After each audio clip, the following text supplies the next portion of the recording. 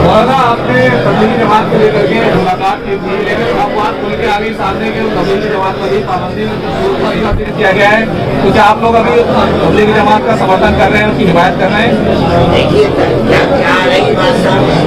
पाबंदी लगा दी है, उनको दहशतगर्दी का दरवाजा लगाया।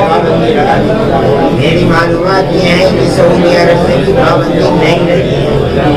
हिंदुस्तान की वो पार्टियां या वो लोग जो दिल के अंदर मुस्तैद है मुसलमानों के खिलाफ, वो ये कह रहे हैं कि सऊदी अरब में पाबंदी लगा दी तो हम भी पाबंदी।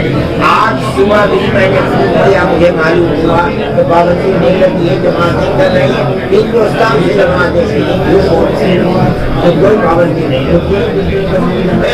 कहना